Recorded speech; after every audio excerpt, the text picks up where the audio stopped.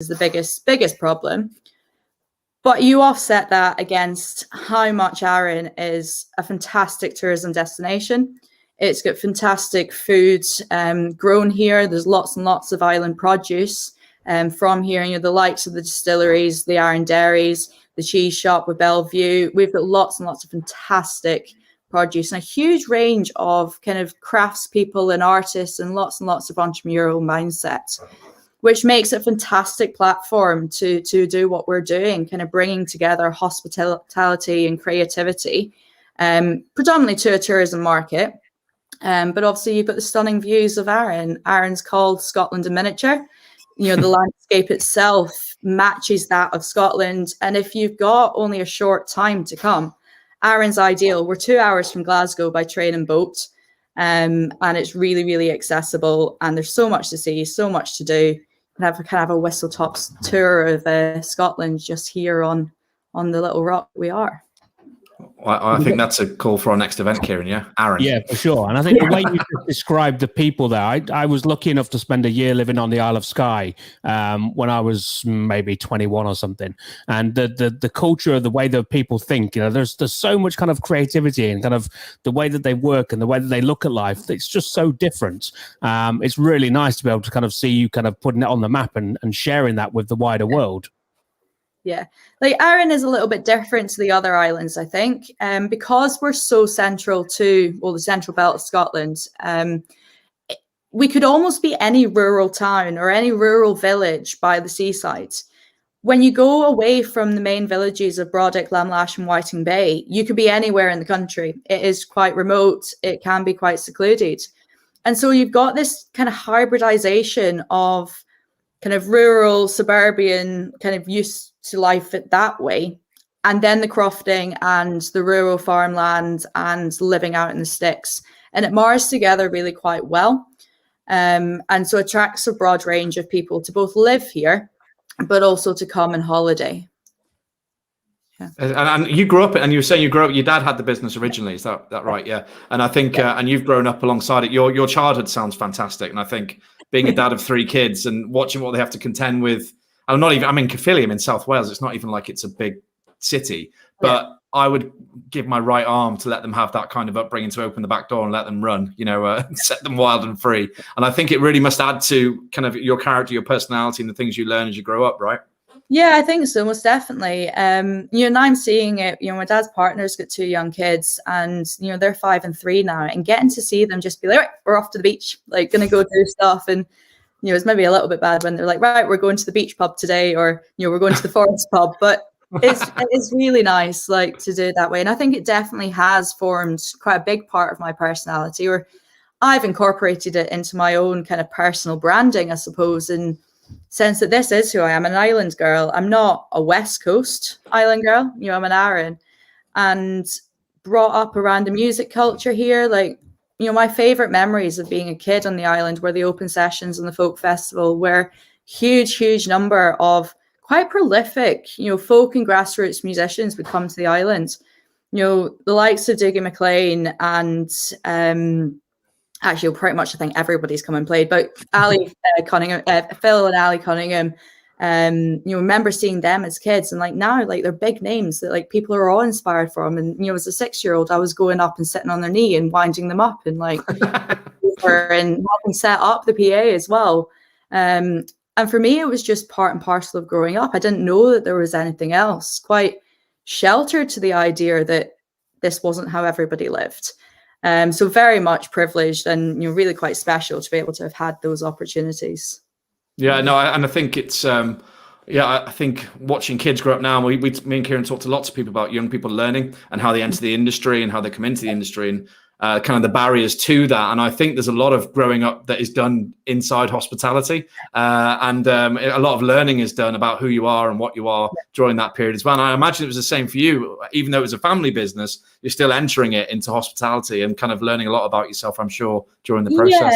Yeah, definitely. So the building that we have now, that's Crofters, Dad took it on in 2014, and it was called Fiddlers when we took it on. But previous to that, it was Ealana and ran by friends of my dad's.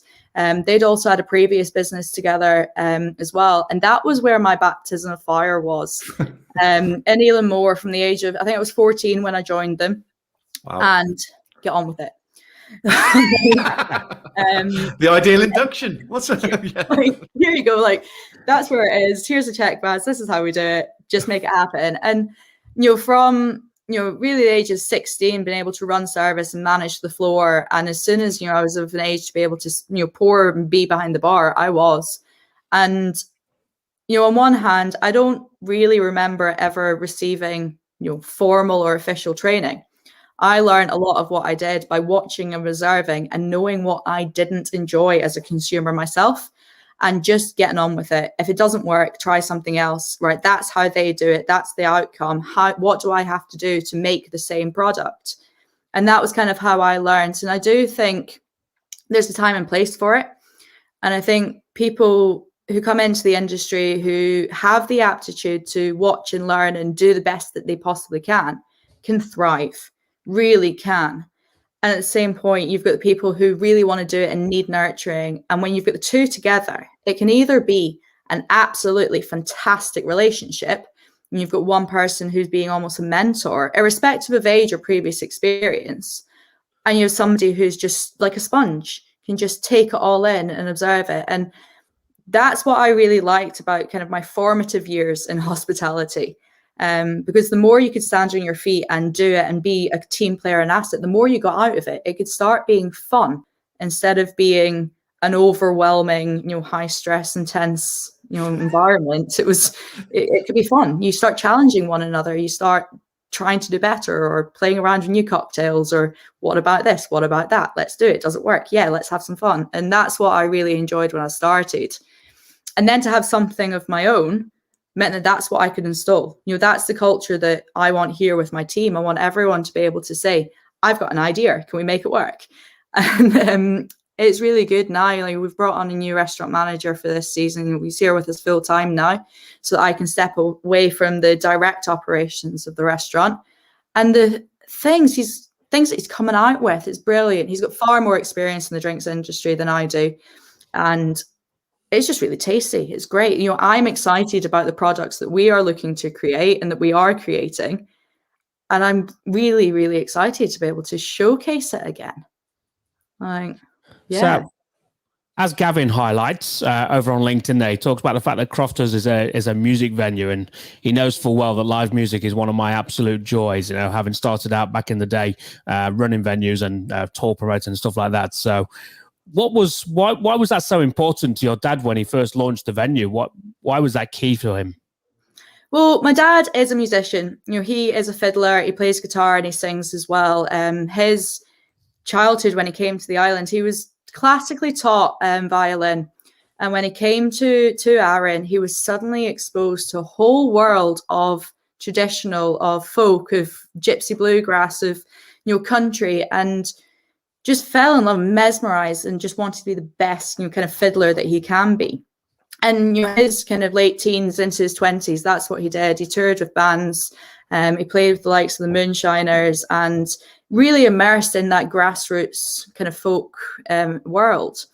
When he took on fiddlers, not really having had any experience of branding or USP or who is your target audience, he just went, I want to do something that makes my love and enjoyment of music, good food, and good drinks in a warm, inexposing environment. And that's what they did. They got a head chef, they got a bar manager, and Dad played some music, invited friends and family round to have sessions, to do gigs and concerts. And it grew into kind of this grassroots performance venue, because it's not only roots music that we do and that's what our focus is on, but it's also a prime environment for those that haven't that much experience performing or just cutting their teeth or perhaps a little bit nervous, to have a really relaxed kind of intimate setting where they can practice performing, where they get to engage with customers and show their love and their artistry in a way that you often don't get in other music venues, where it's like, you're the band, you're being paid to play, just stand in the corner and play. There is it's not really an expectation, but it's an emergence where these relationships form between the artists playing and those that are dining, often only like 2 or 3 feet away from you, where conversations and relationships can get struck up and people can feel welcome to be like, oh, I play, can I come and join you? Can I come and harmonize with you? Can I put some fiddle to what you're doing on guitar? And just nurture this kind of what I think in kind of a rose-tinted nostalgic way is what happened in the folk scene probably, 20, 25 years ago, and before I was even born, like, that was what kind of pub music was about, but in a way that the business could control it as well. And, over the 5 years that we were fiddlers, I think we developed quite a reputation for being, that music venue on Arran where people from the mainland were coming over to listen to the artists or coming over for the experience. And we still to the day get requests, almost daily from artists that are like, I've been told that we have to come and play with you, that we would love what you have to offer and we do what you want. Can we come and play? And that is what I think was really great in setting us up as kind of the antithesis, I suppose, of kind of the rock and roll blues bands in a pub in a noisy environment where it's kind of background music. Mm-hmm. Where actually the music that we offer becomes a full immersive experience of the whole dining, your whole evening, your part and parcel that, and I've not found it elsewhere. I don't know where else offers something quite the same as what we do. I think it's really rare, if I'm honest with you. It is. And you've been talking for 14 minutes, 15. And so while you were talking then about the bands being close to, or the artists being close to the customers, I Googled hospitality because I just thought, you're so impressive in the way you talk about hospitality. And what the best thing about hospitality is that it's so all encompassing around the world. It doesn't matter where you are. If you do it right, it's the same thing. And you were talking about training and I was sitting there listening to, we've talked to the owners of lounges who are nationwide. We've talked to the owners of Hard Rock Cafe globally, and you talk as well as they do about what they do. And the definition of hospitality is the friendly and generous reception and entertainment of guests, visitors or strangers. And you just described that absolutely beautifully when you were talking about the music. And it really translates, doesn't it? What you're doing there is so common everywhere else, but for some reason it feels richer coming from you. I don't know why. Like, I suppose one thing is that we come from quite a large Catholic family, a lot of Irish and English, and a lot of our Irish family emigrated to America. And last year we had like a Zoom call across the whole Boyle family. There was like 170 people on the call. But that was fun. And lots of them I hadn't even met, even ones that lived in the country hadn't met. But there's like our kind of head of the family, I suppose, my dad's aunt Babs. Whenever there's a big family event, a wedding or a funeral or, new kid being born or, christenings, whatever, we all congregate at her house. And she's got like a 4-story townhouse in Merseyside. And you can open the door and you have no idea who it is that's greeting you. And it's just like, hey, how are you doing? What can we get for you? There's drinks in the cupboard. There's booze here. There's some food on the table. There's music playing in the next room. Come through when you're ready. And it's just that really warm, welcoming, I don't know who you are, but oh my God, we're family. Yeah. And that is what I try to emulate for all of our customers. And, that's my connection to my childhood and to my understanding and kind of appreciation of hospitality. Because whilst, that at my aunts and the families is not in a commercial setting, it is exactly what makes me want to make other people come to what we do. And that is what I'm kind of trying to pull together. Yeah, amazing. It's interesting. Does it worry you slightly? So you said that you got the new restaurant manager and you're going to be stepping away from operations. Is there a concern that actually he's not going to be able to deliver that in the same way that you would when you were on the restaurant floor and kind of covering those things? Or what are you doing to ensure that he does, I guess? So we will have kind of an element of training and onboarding. I'm not just going to open the doors and like get on with it. Like, on you go, it's yours now, like go run away with it. Happily those days are gone. An element of that. But, David, who's joined us, is so personable and so hospitable. He himself has been in the drinks industry as a brand ambassador and, working with people to do kind of a similar thing. And he's of the same mind. I think there'll be an element of kind of training and watch and learn and not monkey see, monkey do, but equally, it's my responsibility to give him the confidence to actually be allowed to express his personality and nurture that within the team as well. where it is like you're welcoming anybody into your front lounge. And that's what I say, you greet everyone at the door as if they're a long lost friend coming to your front door at your house. And that's what we're, through both training and we'll do a bit of role playing, we do brand messaging training. Ultimately, it's about confidence. And for, all the team members, particularly David's as our restaurant manager now, to know that actually, I can be me. And as long as, he is happy and he's enjoying what he has to do, then he can be himself and welcome everyone in, with the same warmth and humor that, I want us to have. And sorry, Kieran, go on. No, I was just going to say, I'm thinking back to in my days as an operator, and when you bring people into your team, the first thing that you talk about is kind of, if somebody walks to your door and you invite them into your home, what's the first thing that you do? You get them a nice, comfortable place to sit. You make sure they've got a drink, and you make sure the environment, the ambience is nice. It's not complicated, is it? No.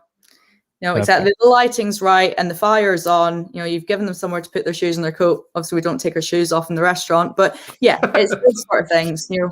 I talk about, like, there's the fundamentals of hospitality. And it's how to correctly make cocktails, how to make correct coffees. There's principles of food. There's just kind of rules how you play with it. But once those kind of rules are embedded, you then have the chance to put flair on it, and then it comes down to exactly what you've just said, Kieran. Those three things. Is it warm? Not just like temperature wise, but the actual ambience. Yeah.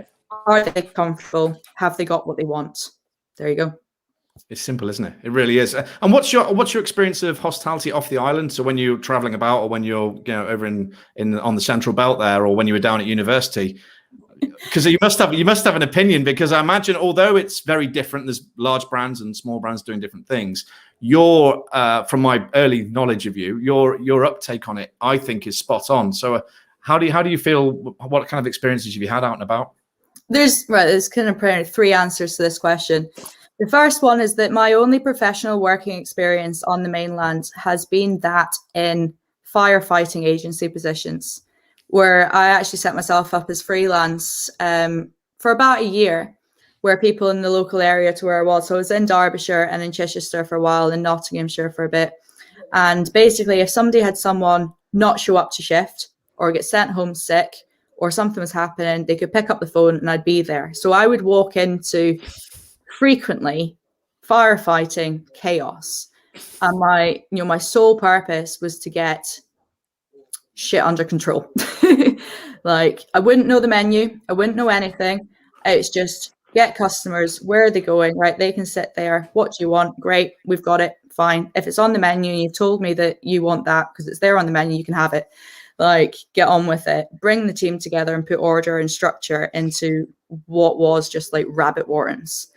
So from a working perspective, that's the only experience I have out with where, at Crofters and New Zealand more before. As a consumer, I feel like it's polarized. Generally, we don't tend to frequent a lot of the chains. We do occasionally, depending on where we are and what we're doing, but we like to seek out independence. My fundamental thing is that expectations need to be managed. I can go into a family run, not even family run, but something that's marketed as a 3-star country pub, get served, fish and chips or a burger or a steak pie and chips and a pint. And if it's good, then it's great. It's fantastic. And I'm more likely to give that a 5-star than if I pay to go to Rosetted Kitchen and it's not quite there. Mm-hmm. Yeah. And we've been away quite a bit since restrictions were lifted in end of April for us, and we spent a lot of time. My partner lives, his family's from Rutland area, so we've been down there quite a bit. We've been to Edinburgh, we've been to Glasgow, we've been kind of around Argyll and Ayrshire. My biggest frustration at the moment, and I think we'll probably come on to it, is the fact that front of house team are exacerbated. They are exhausted. They are overworked. They have got to the point where they actually just don't care any longer. That has been my general consensus almost everywhere we go. There's the occasional place where it's, really relaxed and low key and it's just what they do and they are just as they were before. But my experience at the moment is that the front of house team in particular are just so burnt out. And that is what is compromising the quality of the experience. And fundamentally, I think actually the bottom line of a lot of the establishments, waiting 45 minutes to get a drink. It feels like they've been gifted an excuse as well. Kind of, I lose count of how many times I've been told in the last 3-4 months, well, it's COVID. What can I do? It's just, it's COVID. It's like, come on. That was like last year you could tell me that. This year I've got questions. Yeah, I've got questions. At the same point, whilst I appreciate it's not the front of house teams that they are short-staffed, it's not their fault at all. It is not their fault, not their responsibility. There is a responsibility for someone, whether they are coined as management or not, but it's responsibility for someone to take control of service. Stop. Just stop. Turn people away. Communicate with them. Tell them that there's going to be a wait. Apologize. You don't even need to apologize, but just explain that unfortunately at the moment we've had to reduce our capacity. This is when we can get you. This is what we can get in. Manage the expectations and stick to the promises that you give them. I would rather be told, I'm really sorry, we're fully booked this evening, or we don't have capacity anymore. Can you find somewhere else? Than sit and wait an hour for a bad, sad pint. Yeah. A bad, sad pint. I've had a few of them in my life. But it is interesting because I think that not just in hospitality, across all public services, and anyone who's called a call center or tried to complain about something, and or at least get some information. Complain is probably the wrong word. Actually, just get some information on something. Have been hit by that.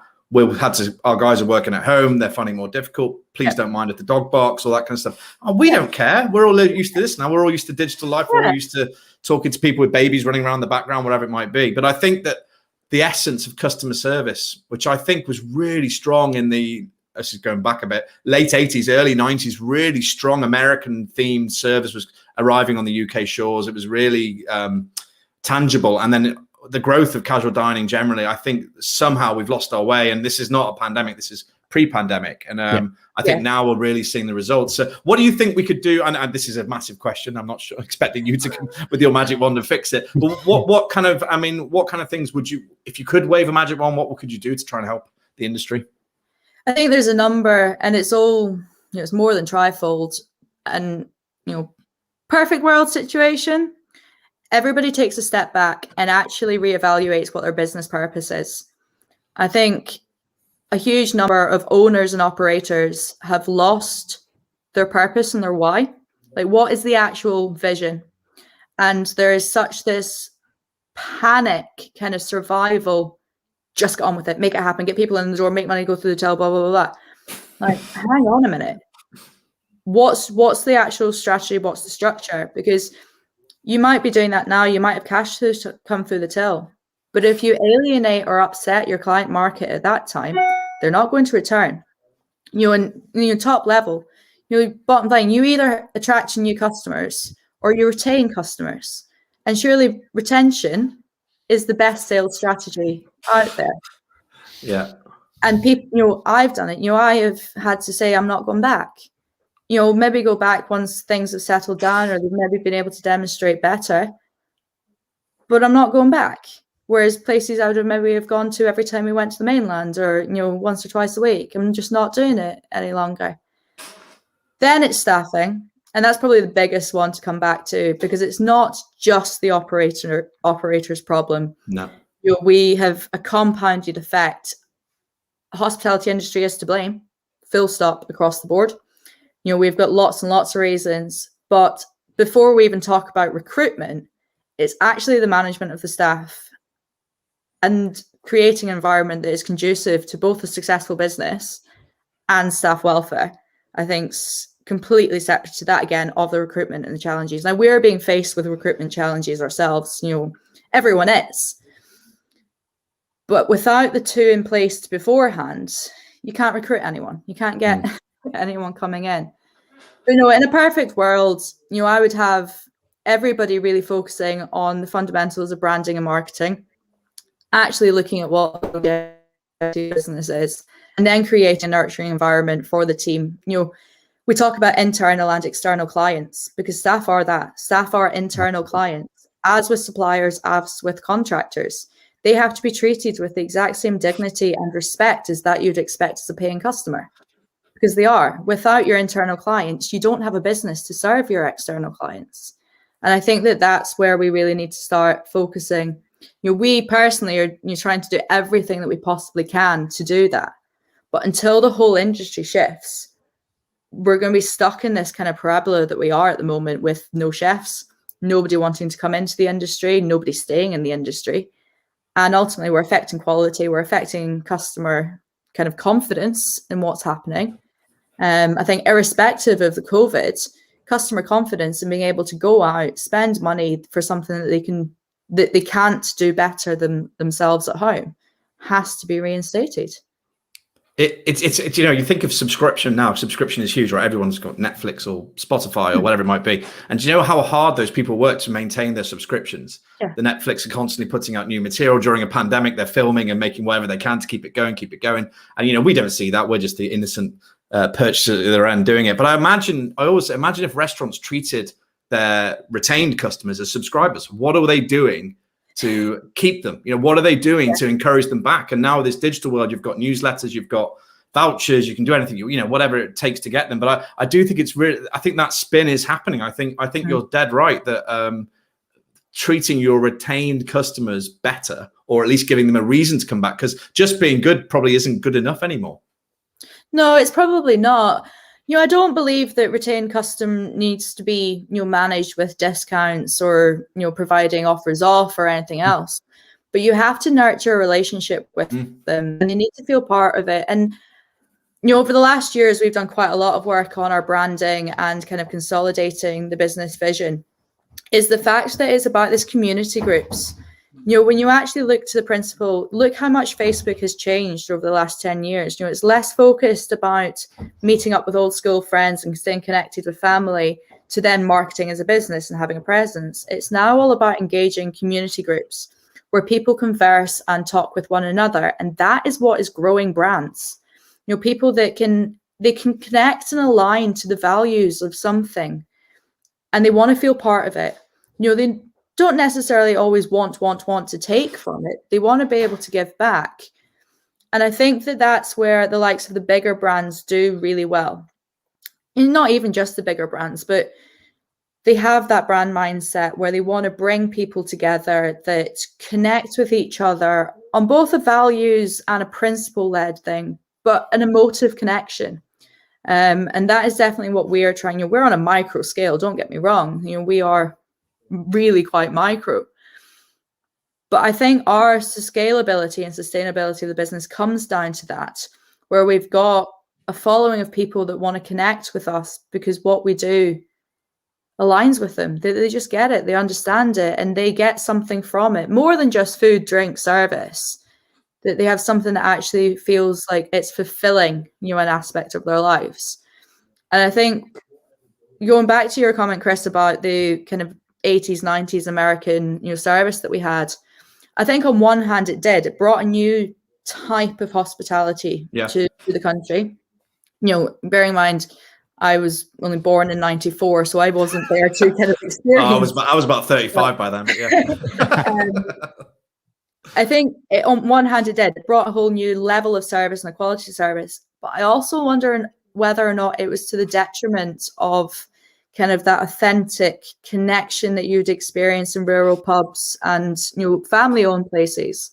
Because what we saw from the 2000s was a huge collapse in the independent industry, and service became more transactional. What can I get for you? There it is. Bye. And I think what we're trying to do is bring it back round to the other way. No, it is what we're trying to do. Yeah, and I think private equity and all that horrible stuff, and people having to hit 50 sites in 50 weeks to get their payout or whatever it was, those days have done some damage, right? And people's quest for greed or growth, whatever you want to call it, I think they're the same thing sometimes. But I think that has done some damage. But that's why I keep resonating back that one of the early things you talked about was when you were training. And you talked about some people sponge it up and some people need a bit more verbatim and need a bit more, drilling to get it right.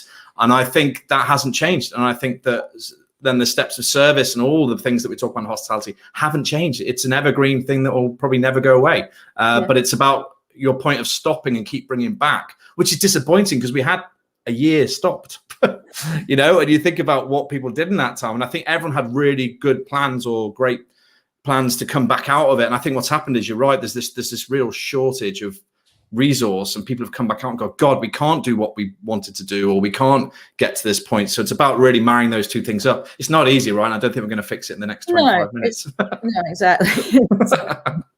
Well, I think what's interesting, as you're talking, I'm kind of reminded of Howard Schultz's book when he talked about the third place, and that's not a new idea by any stretch of the imagination. I mean, you talk about the kind of the country pubs. The country pubs used to be the third place for most people. Those rural pubs, those little community places where they were the heart of everything that happened within that environment, where everybody came and connected together.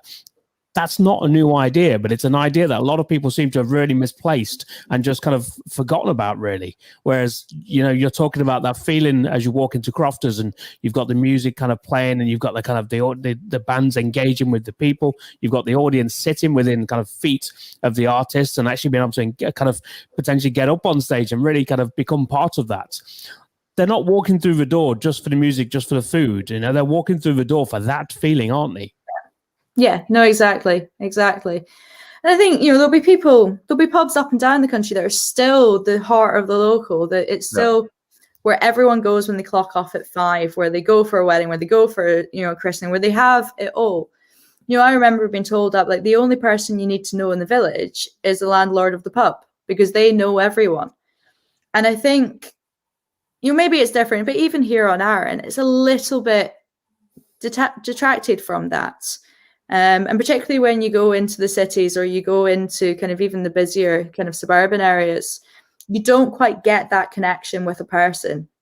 It's kind of still back, you know, you can get a nice band, you'll sit and enjoy something.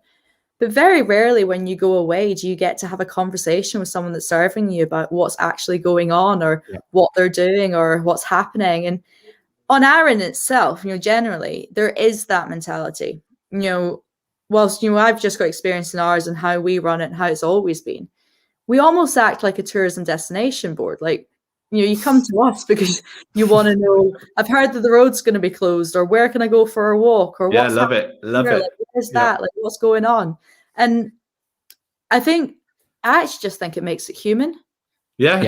And I think Kieran talked about it's a haven for some people, right? Yeah. We all had a local at the bar when we ran pubs. I ran a Beefeater back in the Wirral. I had a young man called Ray who claimed he was the fifth Beatle, who used to come in every night and sit there and have his Guinness. And I used to sit there and listen to him talking about touring around America, and he never did, obviously. But you know, the point was that was Ray's escape. That was his place to go. I don't know what's gone in his life, but we didn't care. We were just there to look after him when he wanted to talk. And I think that's what you're talking about, that place where people feel comfortable, people can escape whatever's going on in the four walls or whatever's going on at work. Yeah, no, exactly. It's, I mean, I think back to, so I'm from Nottingham, and obviously I know you went to university there, and you said you still visit. And one of the first pubs I ran in Nottingham was a live venue too. But we had that same feeling now. So that idea that if you wanted to meet somebody, then somebody would come and find me as the landlord, and I would be able to point them in the right direction and connect with the right person. And that's exactly what we did. That was the world that we lived in, to be fair. And that was in the middle of a relatively big busy city centre. So it is absolutely achievable, even in that environment. We have to want to do it. Why do you think people have kind of the majority of people, I think, have stopped wanting to do it? Do you think there's anything that drives that? Do you mean from like a business perspective, why people don't want to run them? Yeah, I think people maybe have got more focused on their objectives rather than on kind of being that heart of their community. Commercials. I think it didn't make money. Yeah. In all honesty, I think quite simply it just did not make money. I think that the smoking ban had a huge effect on it. Drink driving rules had a massive effect, particularly in the rural areas. And beer prices going up, wages not matching it. I think it ultimately just became completely unsustainable and economically unviable to do so. I think a lot of people, I'm speaking, thinking about friends that, of the family that used to have those establishments that don't any longer. It was fine when the kids were young and growing up, but when the kids started costing more money because they wanted to go to the mainland to go and do stuff or wanted holidays, they couldn't do it. They didn't have the resources to go away. if they needed to go on holiday or if there was something, the place shut down. They didn't have the management because they were running it themselves, because they didn't have the overheads of the capital to be able to employ somebody, else to do it. And so it just, became, it's not a great life, is it? No. It's a fantastic life when you paint it through rose-tinted glasses of meeting everyone and bubbly, and there's music and there's an open fire and there's dogs and kids running around. That's fantastic.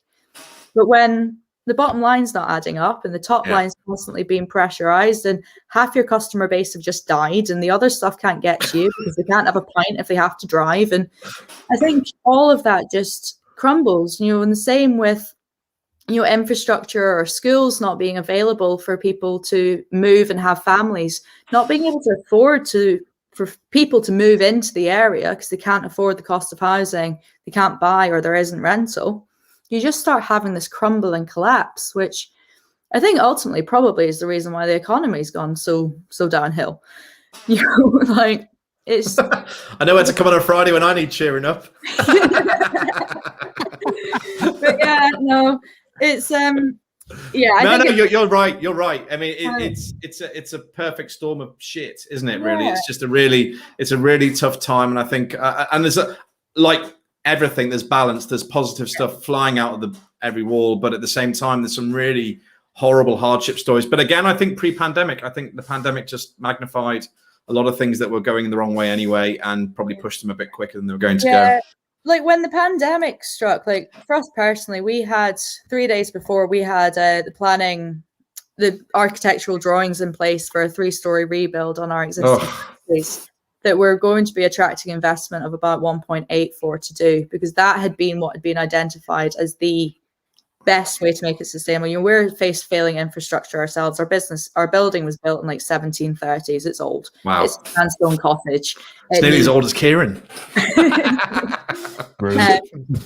But when the pandemic struck, you were forced to shut down. It gave us an opportunity to stop and rethink. And I suppose naively, I am a perfect world vision kind of person. I'd really, really hoped that pandemic would have given the platform and the opportunity for people to actually reevaluate and restructure what hospitality should be about. Yeah. I'd really, it was a perfect opportunity to break the cycle on all the toxicity, not just with staff, but, the pay culture, with customers, it's constantly driving the cost of the goods down. We're squeezing both sides of margins, but then customers aren't prepared to pay for what is necessary to provide a quality of service. And actually, I really felt that it was going to be the opportunity to flip the hospitality industry around and make it a really positive experience. And loads of people tried. When we reopened last summer, most people did it. Or where we went, we saw it change. We saw them make the changes that were necessary. And then all of a sudden this year, it's actually almost taken a step back from what it was before March. Yeah. And that in itself is a little bit disheartening, because I got excited. I was looking forward to feeling that the industry collectively was taking a stance and making something of themselves and taking the opportunity to actually say, this is what we're worth, this is what we're valued, we are a viable industry, this is what it needs to cost, and this is how it's going to be achieved. And then it just kind of didn't happen. I mean, as ever, intention was, I think, as you say, perfect. I think everyone had the right intention, but I think some of the external forces are too big to bear right now, and are just reducing. We did an event yesterday with someone. We were talking, and I was asking questions about retention and how you're dealing with it, and a lot of them were just saying, "Look, we're just operating right now. We're just breathing. All your lovely plans, that's great. We'd love to talk about it, but can you ask us in a few months when we actually can open the doors?" And you forget, being outside of the industry as we are, as in not operating daily, sometimes we forget how hard it is actually just to get through the day. So it is tough.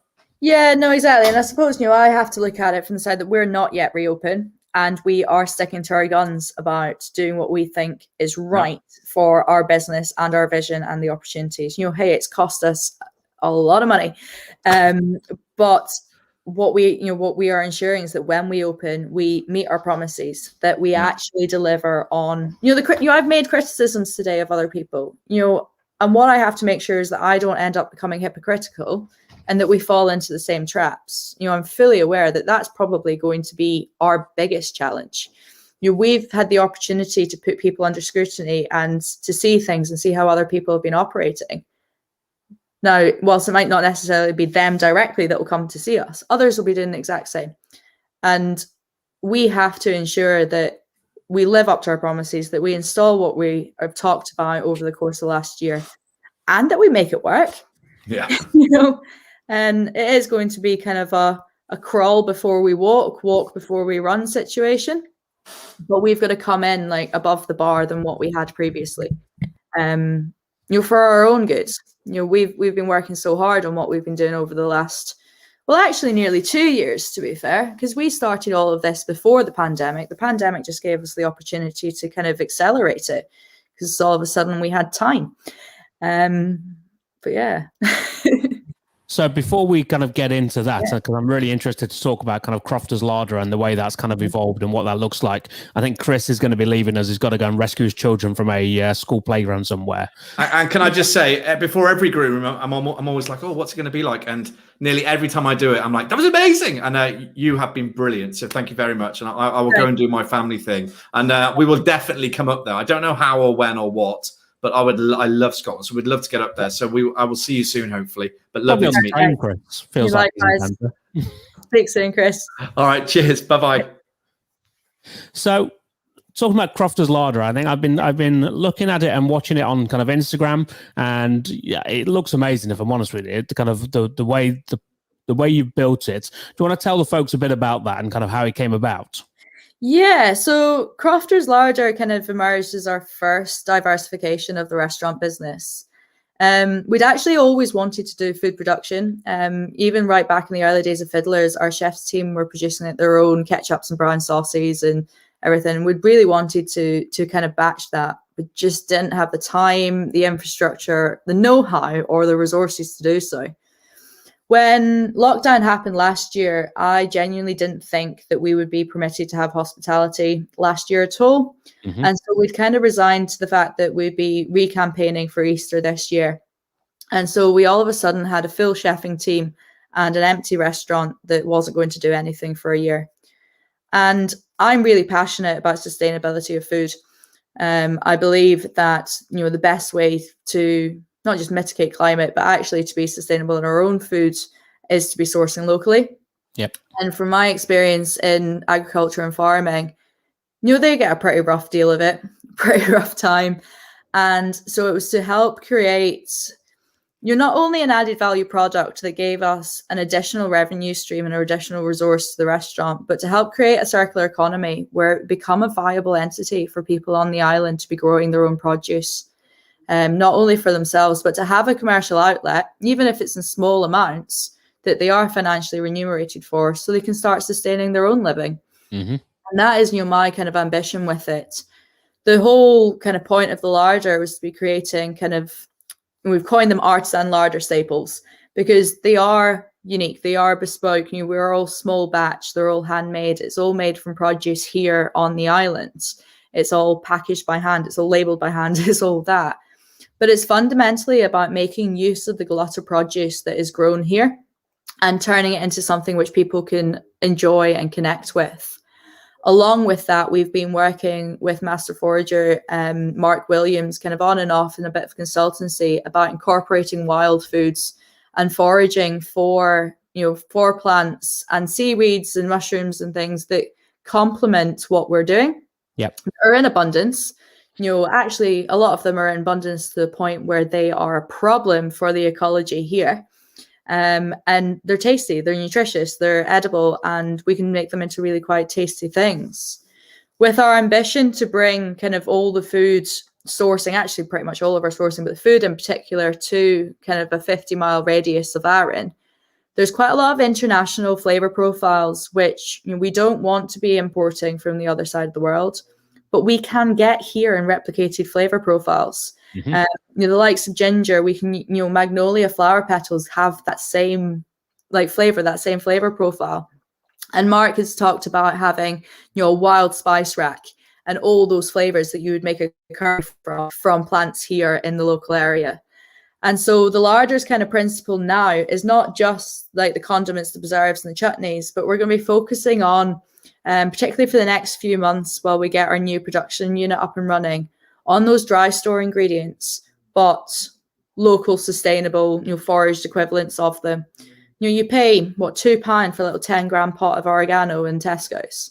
Yeah, great, on you go. But we are growing it here, we are producing it here. We have more than we can use ourselves in the restaurant or at home, so we can produce things like that as well and start having a complete range of kind of cupboard staples, dry store herbs and sauces and whatnot, so that people can cook, but grown here in Arran, produced here on Arran, and all the money is going directly back to other island families. You're putting it in exclusively independent farm shops in the area, in Ayrshire and Argyll as well.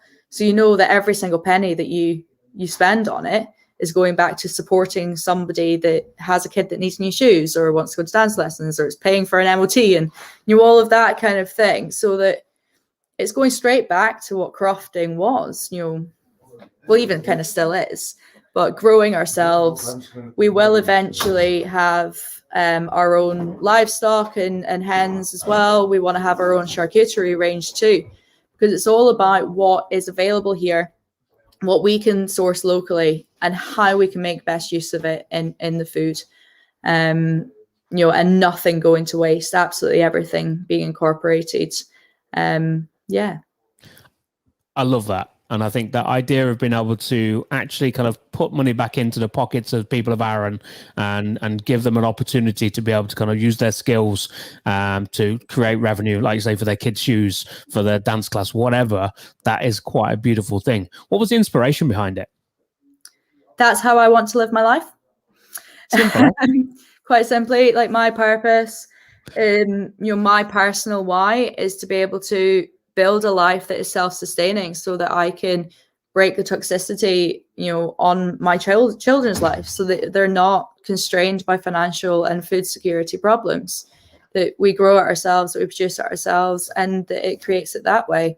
So that's my personal vision, my personal why, and it's what I've built the business to do. So fundamentally, I think, what we've talked about, throughout this conversation today about the kind of collapse of rural economies, the rural pubs going, small farms being bought up and moved away, or them just folding completely. How many local fishermen do you actually have in the area? We've got a few, we do, but it's not a thriving industry. And my perfect world is where I see that come back, not just on Arran. I want to be able to replicate it elsewhere up the west coast of Scotland. I want to build the business model here that in turn we can take elsewhere and actually create some viability, in local areas where it's right from the roots in the ground of the actual fruit and veg and the animals, right through to the end consumer, but back to the population there, where people can actually affordably and viably move back into rural areas, and that there's a support and an industry that doesn't rely upon global supply chains or ferries collapsing. Love it. I mean, I know that there's a lot of there's a challenge in those environments as well to keep young people to stay there. Everyone gets that feeling. So one of our friends, Phil Street from Hospitality Meets podcast, he grew up on a tiny little island off Scotland, and he said, he was desperate to get away from there when he was a young person, but now he looks at it and he thinks, what, I was so lucky to be a part of that. And I think it's really been able to kind of help those young people think, right, I could actually be the entrepreneur that I maybe want to be. I could demonstrate that and I could live and breathe that, but I don't have to leave this place to be able to go away and make that work. No, exactly. I love that. Yeah. So that wonderful idea of thinking, right, I can stretch this out. So beyond Arran, what's the plan? So you strike me as being a lady who's got a plan. I'll be honest with you. I'm kind of, I'm liking it a lot. I'm mildly envious, if I'm honest with you, because I live life by the seat of the pants. So I look at you and I think, you've clearly got a strategy for how you're going to kind of make this work. Yeah. And the first thing is to stop living my life by the seat of my pants.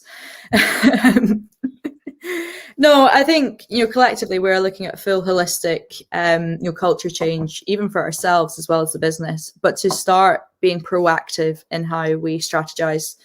We started it, about 2 years ago now, but there's always the same, whilst we're food production with the larder, there are now 5 businesses under the Crofters umbrella, which I head up as kind of operations executive now. We've just got to start playing a game of chess and not playing a game of whack-a-mole.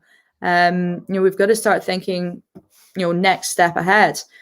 The first initial plan is to get the restaurant reopened and to outfit the kitchen, the production unit kitchen, and get the larder and the still back up and running. That's fundamentally, that's the first plan. We need to demonstrate both competence and proficiency on actually operating it on a small level. And, the plan is to be able to do that and sustain that for the next 2 to 3 years, to the point in which I've almost made myself redundant in the daily operations. That's the plan for now. And then we will look to probably franchise the restaurant model. Whether or not that's a franchise, franchise on the restaurant itself, or whether or not we have brought up a manager, assistant manager at the time to step in, we then put into a place as a manager to grow it and replicate it. That's kind of the first thing. And we will do it organically. We will basically build the Arran model to be what is able to be replicated elsewhere. And my ambitions for Crofters Arran going forward is that we become the training ground for all of our team, and that it becomes kind of the benchmark of the operations, that anybody that would come and join the Crofters family would come to us first here on Arran, learn the skills, learn the trade, learn what we're about. Even if you start at 16 out of school, they could grow, build up their entire career to GM, and then be like, actually, guys, I want to go set up on my own. Okay, do you want to set up on your own, or do you want to take what you've done here elsewhere? And give them the support and the opportunity to do so. And that's the long-term ambition. But yeah, the plan, make this place work, actually get us open, get us operational, consolidate on the principles and the promises that we've made over the last year, demonstrate that it can work, and then go find the next one. Amazing. So when do you get to open the doors? When does that happen? That's a very good question. So there's a few kind of final things at the moment that we've got to tweak. As we talked about recruitment, the industry is really, really struggling in terms of recruitment and staffing. And we are, needing to pull together a kitchen team. Our new head chef starts with us full time a week today. So he'll be coming with us, having done his notice period elsewhere, to join us. And depending on whether or not, so we've got a number of candidates, they've just got to basically accept or decline the position. We should be able to open from that following weekend. The conversation at the moment is whether we open next weekend just for drinks, and just operate as a bar. And I think all of that will be decided on Monday, because I think it's Monday that Nicola Sturgeon will give us our next updates, what's happening. If we get told that we can open to full licensing hours, then we will do so, but we'll probably do it over 4 days instead of over 7. And that is kind of those tweaks. It's whether or not we can sustain for 7 days, which would make it far easier from a stock and produce and ordering supplies position. Without doubt. The team, because I'm not prepared to make them work more than their 45 hours. They're not doing it. I'm not letting them. And likewise, I'm not doing 16-hour days, 7 days a week again. It's not fair on anyone to make them do that. And so we will be operating on what our team are capable of doing in my perfect world scenario. I've got a new team starting with them. This is what we've set out as being the working culture. I'm not going to open the doors and then tell them that actually, no, that's just the perfect dream. It's not the case now. So we are still looking for, we're still looking for kitchen team, CDPs and Sue. But yeah. So if there are chefs sitting looking at this and thinking, you know what, I quite like the idea of a little bit of quiet island life, then they should get in touch. Yeah, well, it's not just quiet island life. It's working with, the freshest ingredients straight out of the field. Yesterday we were actually in the community land harvesting all of the produce that's going to go onto the menu and making larder stuff. And Yeah, there's so many challenges to the island, but it's a fantastic place to be. It's really great, and I'm looking forward to enforcing myself to have days off again and getting to go out in the kayaks and maybe go cycling and go and explore the place. But at the same point, I'm really excited to get open. I actually just want to enjoy a really nice cocktail and eat some fresh mussels and langoustines that haven't been overcooked. Well, yeah, no, I'm really excited. And the new marquee cut that's, we've just put it in. It's so fresh, it's so vibrant. What was just a derelict wasteland behind the restaurant now is actually quite a nice courtyard area. Yeah, so it is exciting. But yeah, as I say, we're probably about 2 weeks away by the time we've kind of dotted the I's and crossed the T's and got everyone together. And it still gives us the opportunity to get, a couple more members in the kitchen team and ready to go. And we'll open the restaurant. And then a couple of weeks down the line, we'll get the boat going. The boat. I mean, you mentioned the boat. What's that all about? So she's a 130-year-old Dutch sailing barge called Volharding. She is basically a pirate ship. She's absolutely stunning. She is red and black, twin-masted, big red sails. If you search the Volharding Dutch sailing, you'll see photos of her on Google. But basically, we take the whole thing that we do at Crofters aboard a pirate ship. And we sail Firth of Clyde now with live music, fresh food, good drink, good company, and do it all under sail and have, again, kind of like a, it's not fine dining because it's not fine dining that we do, but high-end food and drink matched up with the raw ruggedness of wind and sails and water powering through in everything that we do. I mean, that sounds astonishing. Genuinely. That idea of kind of being able to blend together beautiful food with amazing ingredients picked from the land the day before with just that raw kind of experience of being on the boat and I'm excited about it. I get scared a little bit by water, if I'm honest with you, but I kind of find myself thinking a big pirate ship that's got my name written all over it, to be honest with you. Yeah. So maybe when Chris and I do make our way to Arran, then we will have a little trek on the pirate ship. That's the child in both of us, and the child in both of us is quite large, I'll be honest with you. I think that's the thing, isn't it? We're all children at heart. Like, you talk about like the three personalities that everyone's got: an inner child, an adult, and an old person. It's about balancing up the three of them to not compete with each other. But every now and again, you've just got to let your inner child have fun.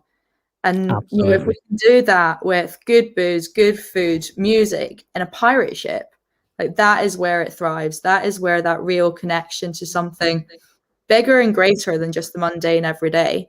They just is really quite unique and special. Because again, there isn't anyone in the area doing the same combination. The Lady of Avenel, which is kind of the sister company, not with us, the owner of the two boats. We used to take the Lady. She's a 102-foot brigantine. So again, a pirate ship, but a slightly different one. Probably what you'd think more of a classic pirate ship.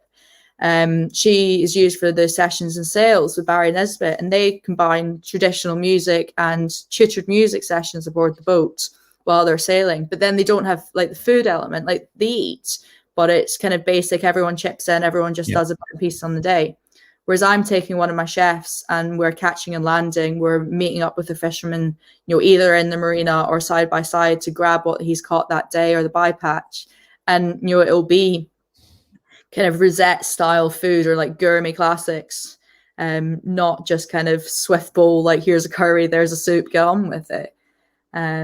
So I really hope it's going to work. We're hoping that this year we'll just be doing some local kind of PR events. We'll be inviting friends and family aboard. We'll have some paid kind of day sales and basically use it as an opportunity to really test stress her. Because she's new to us. We only got her at the end of May. And she's had to have some refabrication works and, new sail built, produced for her. So, she's going to be new. We've got to test her out. We've got to flex her. We've got to see where that edge is. In all honesty, how far can we take it before things start going wrong? And then we'll have a full season next year with both day trips and overnights and multi-day cruises within the Clyde, where we hope to do whiskey tours and gin tours and have like historic and kind of storytelling trips as well as bringing a few of our foraging friends with us to take people on foraging trips too. It's going to be fantastic.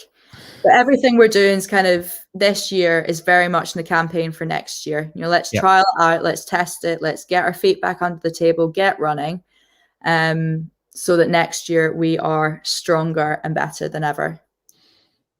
It sounds stupidly exciting, if I'm honest with you. And I just think kind of the way that you look at your business, the way that you look at developing the brand, it's very, very smart and very, very impressive. And I think, I can't wait to see it in person, to be honest with you. I think we've been talking now for an hour and 4 minutes. And I've definitely taken up your time. Finishing off on the idea of engaging with our inner child and giving it the space to play, I'm on board with that as a roundup. So thank you so much for your time. It has been an absolute pleasure. And I think this will be the first of many times that we talk, if I'm honest with you. I will take more of your time in the future. I can feel it coming. Perfect, Kieran. Well, thank you very much for having me. It's been a lovely to talk with you. I hope everyone's enjoyed. If they've got questions or want to connect, feel free. Where can they find you? Pretty much everywhere, to be fair.